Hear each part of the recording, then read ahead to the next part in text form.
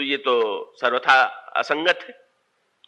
तो हनुमान जी ब्रह्मचारी के नाते उस मर्यादा से ऊपर उठ चुके हैं कि एक ब्रह्मचारी का गार्हस्थ्य जीवन में तो व्यक्ति का मर्यादित रूप में काम को तो स्वीकार करता ही है।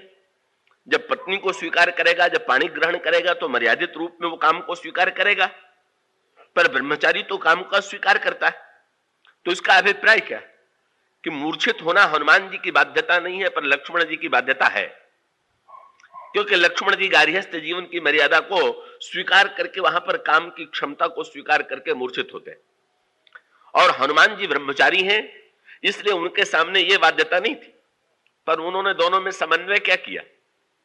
उन्होंने सोचा कि मेरे लिए तो बाध्यता नहीं है, लेकिन ब्रह्मा ने जब मेघनाथ को शस्त्र दिया है तो ये कह करके दिया है कि अमोघ है, कभी व्यर्थ नहीं जाएगा, तो मुझे भले ही अपने लिए मेरा तो गौरव इसी में है कि मैं मूर्छित न हूं, लेकिन अगर मैं मूर्छित नहीं होता हूं या मूर्छा का अभिनय नहीं करता हूं तो ब्रह्मा का गौरव समाप्त हो जाएगा, और इसलिए ब्रह्मा का गौरव बना रहे, इसलिए मैं अगर उसे कुछ क्षणों के लिए स्वीकार भी कर लूं, पर स्वीकार करने के बाद भी अगर उसके दुष्परिणाम से मैं बचा रहूं, ये दोनों पक्ष स्वीकार तो वे करना चाहते हैं, पर स्वीकृति के पश्चात मूर्छित जो व्यक्ति होगा उसे चोट लगेगी। लेकिन हनुमान जी का कौशल यही है कि बहिरंग दृष्टि से ब्रह्मा की सृष्टि की मर्यादा स्वीकार करते हुए भी, ब्रह्म शक्ति के द्वारा लिखने पर मूर्छा का अभिनय करते हुए भी वे सचमुच नकली उनका गिरना, पतन नहीं है। कब वृक्ष पर बैठे हुए थे, अब अगर वृक्ष पर से हनुमान जी गिर पड़ते तो बहुत कस के चोट आती, लेकिन वहां तो कहा, जिसको कहते हैं कि जहां व्यक्ति स्वयं गिरे का वहां तो व्यक्ति चोट खा जाएगा, और जहां कोई व्यक्ति स्वेच्छा से गिरने का अभिनय करे तो देख सुन करके गिरेगा कि भाई किधर गिरना अच्छा रहेगा, किधर गिरना ठीक होगा। तो हनुमान जी ने तो सचमुच ऐसी और गिरना पसंद किया कि उनको चोट आना तो दूर रहा, मेघनाथ की जो सेना थी वो और विनष्ट हो गई। और हनुमान जी का तात्पर्य यह था कि चैतन्य स्थिति में क्या, मैं तो मूर्छा की स्थिति में भी काम के सैनिकों को नष्ट ही करता हूं, मैं मूर्छित होकर के भी काम का मेरे अंतःकरण पर प्रभाव नहीं पड़ता। ऐसा होता है, ऐसे भी ब्रह्मचारी हो सकते हैं कि जो जागृत अवस्था में स्वयं काम का, जिनके जीवन में काम की प्रवृत्ति न हो, पर ऐसे लोग भी जब मूर्छित होते हैं, मूर्छा का एक दृष्टांत दे दे, जैसे नींद आ गई तो निद्रा में कई ऐसे ब्रह्मचारी साधक हैं जिनके जीवन में ऐसा अनुभव होता है कि वो अपने जागृत जीवन में ब्रह्मचर्य युक्त हैं, पर रात्रि के समय उनको अपने अंतःकरण में राग का आकर्षण दिखाई देता है, कि कहीं न कहीं उनके मन में सौंदर्य के प्रति आकर्षण का उदय हो जाता है। तो ऐसी परिस्थिति में ये कहा जा सकता है कि भाई जब तक कोई व्यक्ति होश में है, चैतन्य है, तब तक तो अपने को बचाए रख सकता है, पर जब मूर्छित होगा तो क्या होगा। पर हनुमान जी ने दिखा दिया। हनुमान जी तो जब भी मूर्छित होते हैं तो अंतर यही दिखाई देता है, और विचित्र दो विरोधाभास है। एक बार तो हनुमान जी मूर्छित हुए मेघनाथ के बाण से, और दूसरी बार भरत जी के बाण से, लेकिन दोनों बार अनोखी बात कि जब हनुमान जी मूर्छित होकर के गिरे तो परती हूं बार कटक संहारा, मेघनाथ की सेना नष्ट हुई। और इसका अभिप्राय यह है, स्वप्न में भी मूर्छा में भी हनुमान जी के अंतःकरण में कोई दुर्गुण अपना अधिकार नहीं कर सकता, अपितु उस समय भी वो दुर्गुणों को विनष्ट करते। और भरत जी के प्रसंग में श्री भरत जी ने भ्रमवश हनुमान जी को ही राक्षस समझ लिया और बाण चला दिया। भगवान राम ने भरत जी से प्रशंसा करते हुए कहा कि हनुमान तो अतुलनीय पराक्रम थे, हनुमान जी का पौरुष तो अतुलनीय था, लेकिन तुम्हारा बाण विचित्र था जिससे हनुमान जी मूर्छित होकर के गिर पड़े। श्री भरत जी ने कहा, महाराज ऐसी मूर्छा तो मैंने किसी की देखी ही नहीं, ऐसी अद्भुत मूर्छा। क्यों? तुम्हारा लिखा हुआ है कि बाण लग करके गिर रहे हैं, इसीलिए तो श्री भरत जी के मन में हनुमान जी के प्रति इतनी श्रद्धा है कि गिरते समय भी इस अंतःकरण की स्थिति क्या है। का गोस्वामी ने कहा, देखा भरत विशाल अति निश्चर मन अनुमानी, बिनु फर सायक मारे चाप श्रवण लगी तान, पर मुरुचि मही लागत सायक, लेकिन सुमिरत राम राम रघुनायक। कि जिह्वा में का बोले मूर्छा में भी जिसको भगवान की ही याद आवे, वो जागृत अवस्था में भगवान को कैसे भूलेगा। तो इसका अभिप्राय चाहे वो चैतन्य रहे चाहे मूर्छित रहे, पर अपने भगवान से जुड़े हुए। कबीर से किसी ने पूछा कि किस समय आप भगवान का ध्यान करते हैं, तो कबीर ने तुरंत कहा, बैठे सूते खड़े उताने, कहे कबीर हम वही ठिकाने। जब जैसी स्थिति में मैं हूं, मैं तो उसी स्थान पर रहता हूं। तो हनुमान जी तो हर स्थिति में चैतन्य हो, चाहे मूर्छित हो, चाहे लंका में रहे चाहे अयोध्या में रहे, कि निरंतर भगवान की स्मृति में डूबे हुए हैं। और उसके पश्चात भी दोनों प्रसंगों में बड़ी अनोखी बात लिखी हुई। जब प्रभु के नाम का स्मरण हनुमान जी ने मूर्छित होकर गिरते समय मूर्छा में किया, तो श्री भरत जी तो व्याकुल होकर के दौड़े कि अरे मैंने किस भक्त संत पर बाण चला दिया, जिसके मुख से निरंतर केवल ईश्वर की स्मृति, ईश्वर का स्मरण हो रहा है, मेरे प्रभु का स्मरण हो रहा है। श्री भरत जी जा करके हनुमान जी को हृदय से लगाते हैं और जगाने की चेष्टा करते हैं। पर उसके पश्चात गोस्वामी ने लिखा क्या, जब किसी प्रकार से हनुमान जी की मूर्छा दूर नहीं होती हुई दिखाई पड़ी, तो श्री भरत जी के मुंह से वाक्य क्या निकला, जो मोरे मन बच अरुकाया, प्रीति राम पद कमल अमाया, तो कपि हो विगत श्रम सूला, जो मुंह पर रघुपति अनुकूला। और सुनत बचन, ये और विचित्र वाक्य क्या, मूर्छा में किसी को सुनाई देता है क्या? पर लिखा हुआ यही है कि हनुमान जी ने जब श्री भरत के मुंह से वाक्य सुना तो उठ के बैठ गए। तो भरत जी ने तो प्रभु से कहा कि प्रभु हनुमान जी की मूर्छा असली थी कि नकली थी?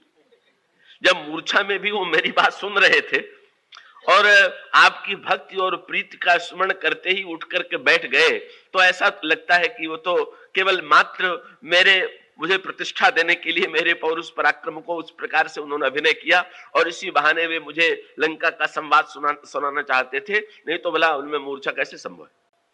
तो हनुमान जी के चरित्र की जो मूर्छा है वो दूसरे प्रकार की है।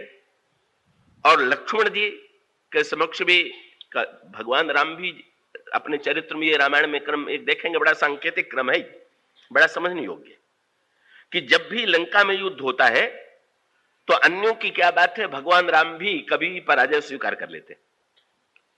तो पराजय स्वीकार करने का अभिप्राय क्या, कि ये सृष्टि की मर्यादा है कि अगर कोई सृष्टि में कोई जन्म लेगा और सृष्टि में व्यवहार करेगा तो जय के साथ पराजय, सुख के साथ दुख का ये अवश्यंभावी है।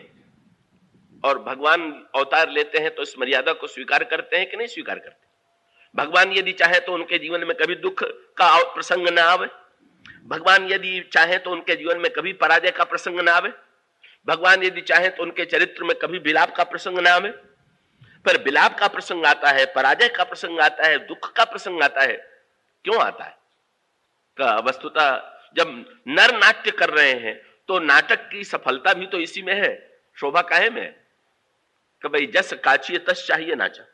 अभिनय करने वाला व्यक्ति जो अभिनय कर रहा है, अगर उसका ठीक ठीक निर्वाह नहीं कर रहा है तो मनुष्य के रूप में जीवन स्वीकार करें और मानवीय मर्यादाओं को, मानवीय दुर्बलताओं को स्वीकार न करें तो फिर नाटक में असफल माने जाएंगे। इसलिए नाटक की सफलता के लिए वे भी, इसलिए रामायण में सांकेतिक भाषा आती है कि मेघनाद जब नागपाश का प्रयोग करता है तो पूछा गया कौन कौन बन गए, तो गोस्वामी जी ने कहा औरों की तो बात क्या है, ब्याल पास बस भय खरारी।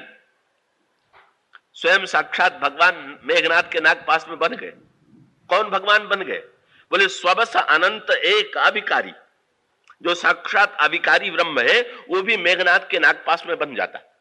और उसका अभिप्राय क्या कि भगवान राम भी जब सृष्टि में मनुष्य के रूप में अवतार लेते हैं तो कहते हैं भाई हम भी व्यवहार में एक दिन काम का बंधन स्वीकार करते हैं, हम भी एक क्षण के लिए काम के समक्ष पराजय स्वीकार करते हैं, पर पराजय के पश्चात भी काम को हराया जा सकता है, बंधन के बाद भी उस बंधन से मुक्त हुआ जा सकता है। वो भी अपने चरित्र के द्वारा दूसरा पक्ष भगवान प्रस्तुत करते हैं। तो लक्ष्मण जी का मेघनाद के द्वारा मूर्छित हो जाना ये सृष्टि की मर्यादा के सर्वथा अनुकूल ही था। यदि वे मनुष्य हैं, मनुष्य के रूप में उन्होंने जन्म लिया है और उन्होंने गार्हस्थ्य जीवन स्वीकार किया है, तो काम का प्रहार होने पर एक क्षण के लिए उस मर्यादा को स्वीकार करके उनका मूर्छित हो जाना बिल्कुल युक्त संगत था। इसलिए लक्ष्मण जी मूर्छित हो गए और उसके पश्चात फिर गोस्वामी जी ने उसको और भी विलक्षण रूप दिया। क्या जब लक्ष्मण जी मूर्छित थे तो उठा के कौन ले आए? कि मेघनाथ ने तो सोचा कि जब मैंने मूर्छित कर दिया है तो मेरी विजय हो गई, अब इनको उठा करके हम ले चलें और अपने पिता रावण के चरणों में डाल दें।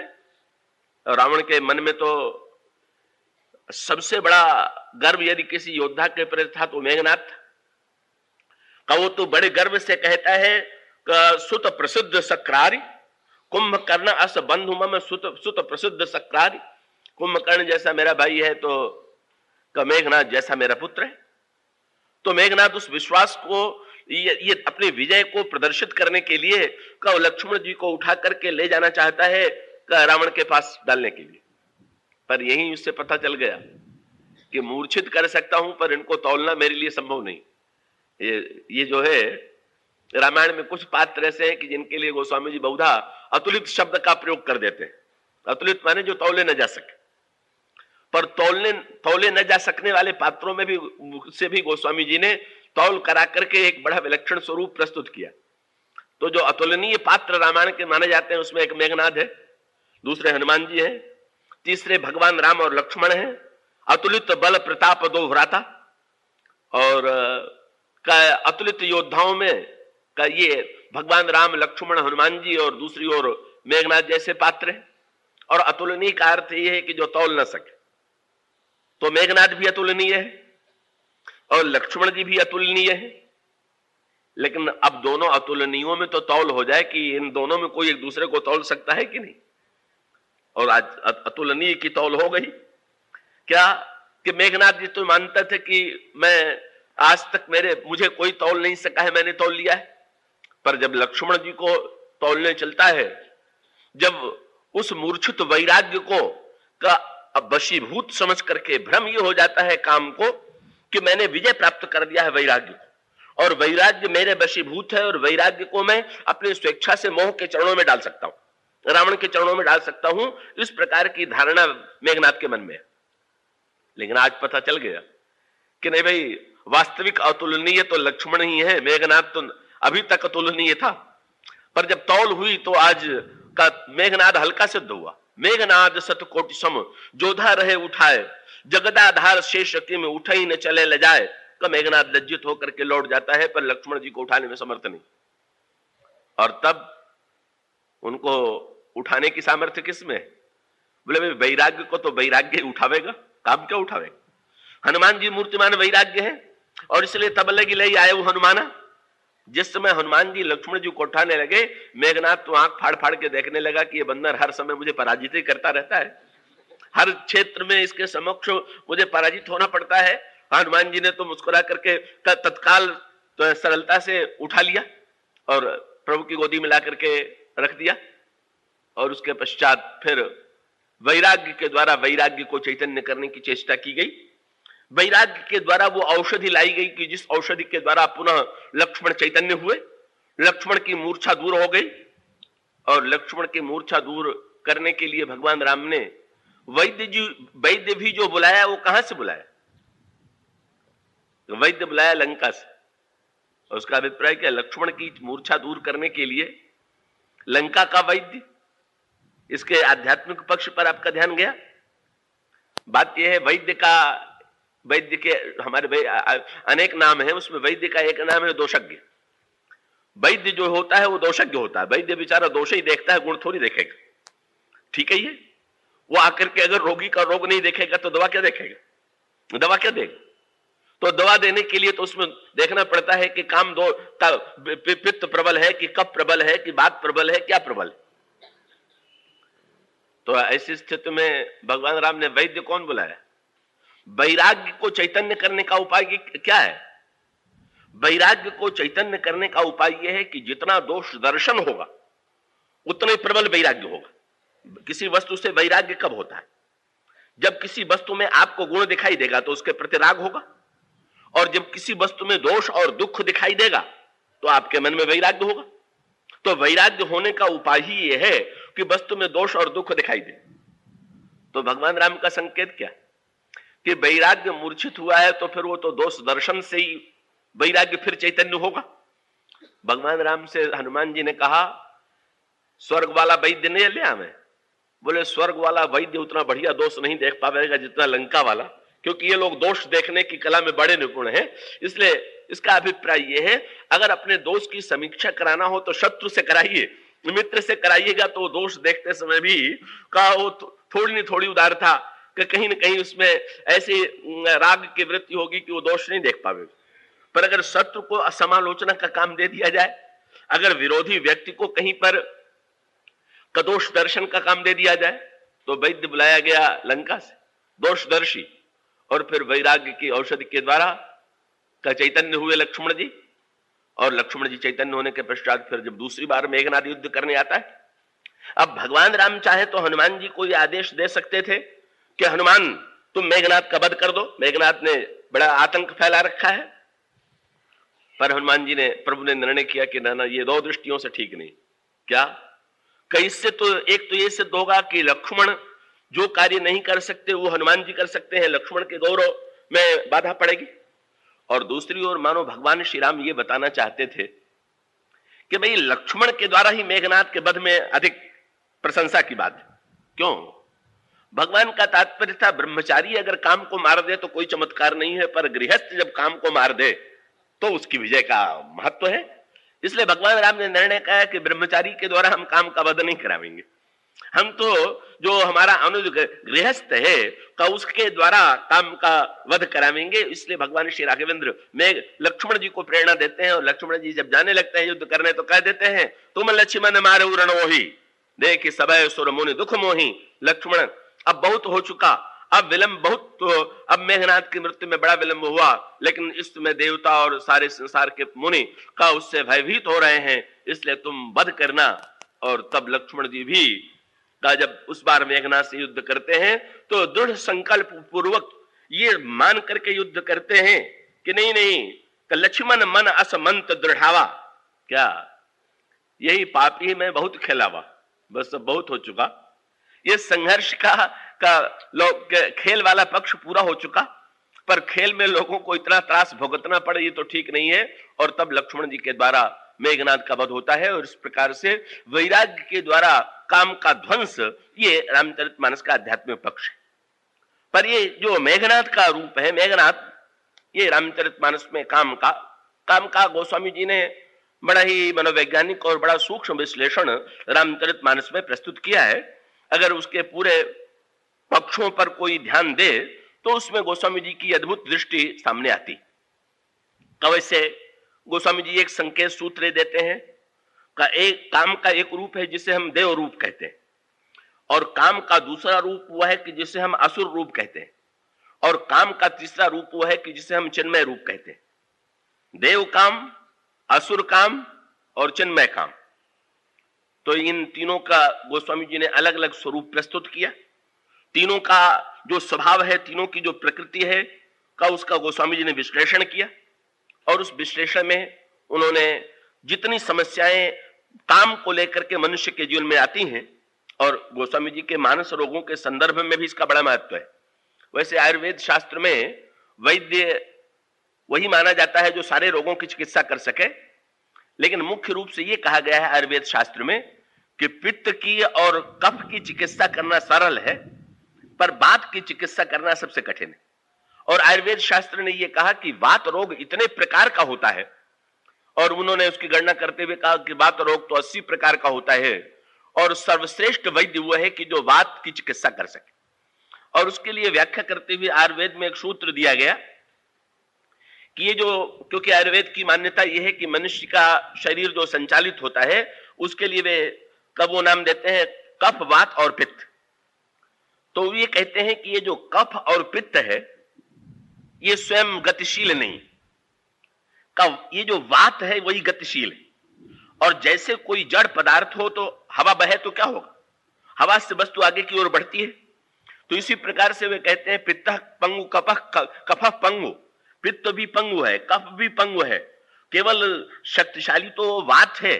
और इस बात के द्वारा पित्त और कफ को जिस दिशा में प्रेरित किया जाता है, पित्त और कफ का निश्चित रूप से उसी दिशा में चलता है। तो इसका अभिप्राय यह है कि मूलतः कई तीनों त्रिदोष में त्रिधातुओं में बात रोग ही और बात रोग ही मुख्य और उसकी चिकित्सा कठिन। और दूसरी ओर जब गोस्वामी जी मानस रोगों का वर्णन करते हैं तो ये कहते हैं क्या, काम वात कफ लोभ अपारा और क्रोध पित्त नित्य छाती जारा। क्रोध पित्त है, लोभ कफ है, काम वात। तो गोस्वामी जी का अभिप्राय क्या कि ये तो तीनों बड़े कठिन है, पर लोभ और क्रोध की चिकित्सा सरल है, पर काम की चिकित्सा सरल नहीं। क्योंकि मूलतः सबके मूल में अगर ध्यान से देखिए तो लोभ के मूल में भी काम और क्रोध के मूल में भी काम। अगर कामना पूरी हो जाए तो लोभ आवे और कामना पूरी होने में बाधा पड़े तो क्रोध आवे। इसलिए मूलतः तो सबके प्रेरक के रूप में काम ही है। काम के कारण ही व्यक्ति को लोभ की प्रवृत्ति जागृत होती है और काम से जुड़ा हुआ व्यक्ति के मन में क्रोध आता है, पर तीनों की प्रकृति अलग अलग। यहां पर भी गोस्वामी जी की शब्दावली के प्रयोग का चमत्कार देखिए। एक एक शब्द गोस्वामी जी का चुना हुआ।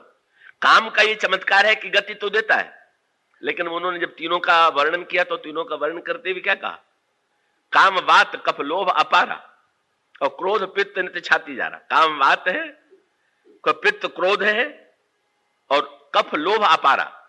जो अपार लोभ है वो कफ है। तो लोभ के साथ एक शब्द और जोड़ दिया, क्या, लोभ के साथ शब्द जोड़ दिया अपारा। तो काम के साथ क्यों नहीं जोड़ा, क्रोध के साथ क्यों नहीं जोड़ा? गोस्वामी जी का व्यंग यह है कि काम क्रोध अपार हो ही नहीं सकते। कोई व्यक्ति जीवन भर 24 घंटे काम में नहीं रह सकता और कोई व्यक्ति जीवन भर 24 घंटे क्रोध में नहीं रह सकता। लेकिन यह लोभ ही ऐसा अपार है कि चाहे जितने घंटे रहिए इसमें, इसकी कोई सीमा नहीं। इसके लिए नहीं होगा कि कई घंटे लोभ में रहे और कई घंटे लोभ में न रहे। इस दृष्टि से गोस्वामी जी ने उसके साथ एक शब्द जोड़ दिया अपारा। काम वात कफ लोभ अपारा क्रोध पित्त नित्य छाती जा रहा। और लेकिन इसमें भी मूलतः तात्पर्य यह है कि मानव जीवन में जो सबसे जटिल, जो विलक्षण है, जो जिसकी क्षमता अद्भुत है, अद्वितीय है, वो काम। क्योंकि मन के द्वारा ही व्यक्ति संचालित होता है और मन में ये जन्म लेने वाला जो, इसका नाम, काम का नाम दिया गया मनोज। तो इसका अभिप्राय यह हुआ कि मन में जन्म लेकर के मन का लाडला पुत्र है। और जैसे कोई लाडला पुत्र पिता को अपनी इच्छा के अनुकूल चलावे, इसी प्रकार से ये जो मनोज है वो मन को अपनी इच्छा के अनुकूल चलाता है, नचाता है।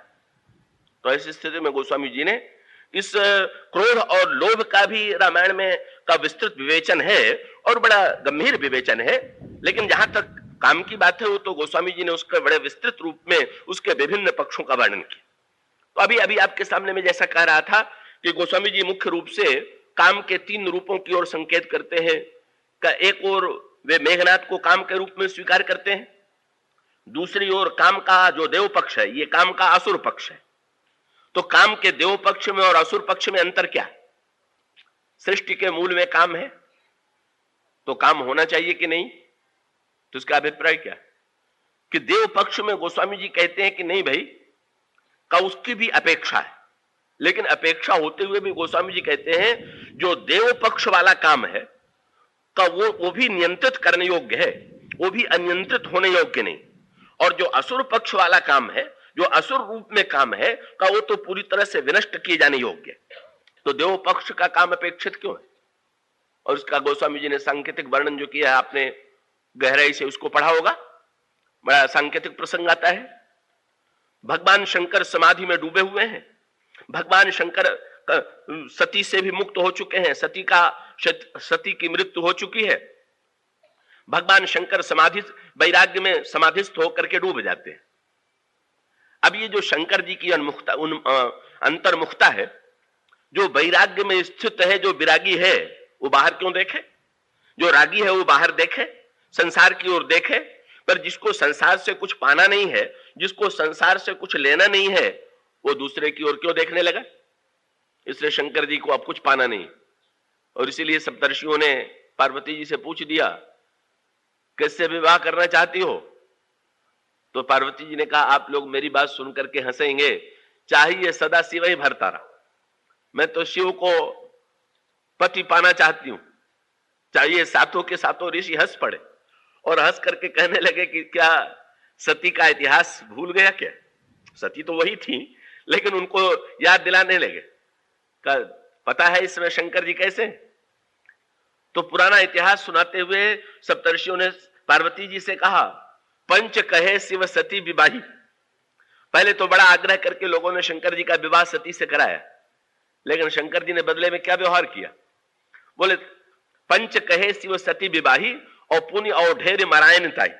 फिर ऐसा वातावरण बना दिया कि बेचारी सती जी को शरीर का ही परित्याग करना पड़ा। ये जानबूझ के कह रहे थे, कोई शंकर जी ने ऐसा प्रयास नहीं किया था, लेकिन उन लोगों ने यही कहा और उसके साथ साथ पार्वती जी को चोट पहुंचाने के लिए कहा। जानते हैं कि सती तो यही है, तो जैसे किसी से किसी का वियोग हो जाए और वियोग में किसी को यह सुनने को मिले कि भाई वो आपकी तो बड़ी याद करते, तो व्यक्ति को बड़ा संतोष मिलता है, बड़ा सुख मिलता है।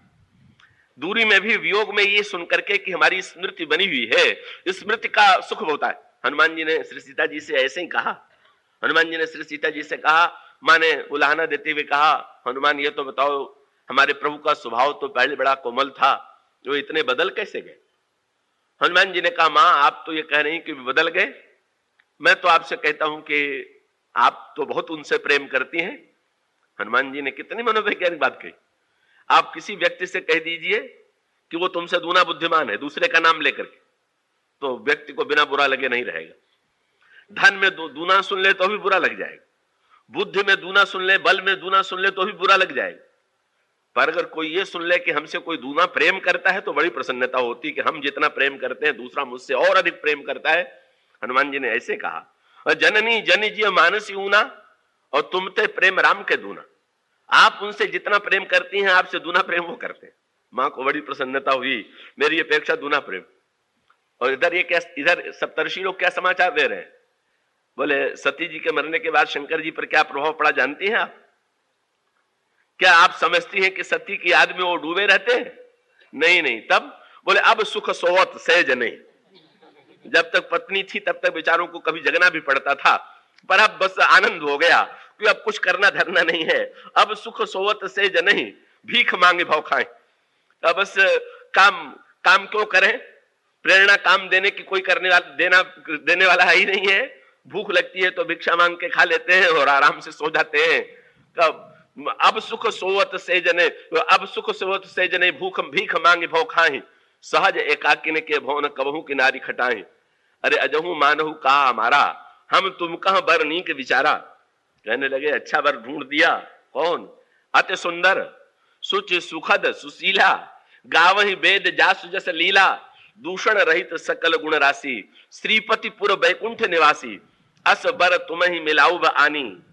विष्णु भगवान स्वयं आकर के विवाह का प्रस्ताव करेंगे। उस पागल विरागी वर की चिंता छोड़ दो, जो निष्काम है, जो काम से सर्वथा ऊपर उठा हुआ है, जिसमें काम नहीं होगा वो विवाह किस काम का? इसलिए आगे चल करके फिर गोस्वामी जी ने उसका बड़ा दार्शनिक रूप दिया। तब पार्वती जी ने सप्तर्षियों को कहा कि बात का उतना ही व्यंग्यात्मक उत्तर दिया। सप्तर्षियों ने व्यंग करते करते पार्वती से कह दिया कि ठीक है कि आखिर पत्थर पहाड़ की बेटी से और आशा क्या की जा सकती है? तुम आखिर हिमालय की बेटी ही तो हो, तो पहाड़ की बेटी से ऐसी ही ना समझी, ऐसी ही जड़ता की आशा की जा सकती है। तो उलट करके पार्वती जी ने पूछ दिया, बोले महाराज आप लोगों ने तो हमारा हिमालय की बेटी के रूप में परिचय दिया, लेकिन हिमालय की बेटी को जो भाषण सुना के बदलना चाहे उसकी कितनी बुद्धिमत्ता है? पत्थर भी कहीं भाषण सुन के बदला करते हैं क्या? तो ये तो आप लोग जो है व्यर्थ का उपदेश दे रहे हैं। आप लोगों ने तो कह दिया सत्य कहो गिरि भव तनु एहा, हठन छूट छूटई बरु देहा। कहा तो बस पत्थर तो अडिग है, अटल है, हट छूट जाए पर देह छूट जाए पर मुझ पर प्रभाव पड़ने वाला नहीं है। सप्तर्षियों को हार स्वीकार करनी पड़ी, लेकिन ऐसे हार स्वीकार करके भी लिखा हुआ है कि जब भगवान शंकर ने काम को जला दिया। इस संदर्भ में फिर गोस्वामी जी ने एक बड़ा अद्भुत प्रसंग प्रस्तुत किया कि ये भगवान शंकर की जो विरागमयी अंतर्मुखता है, का भगवान शंकर की ये विरागमयी अंतर्मुखता उनके लिए शोभा है।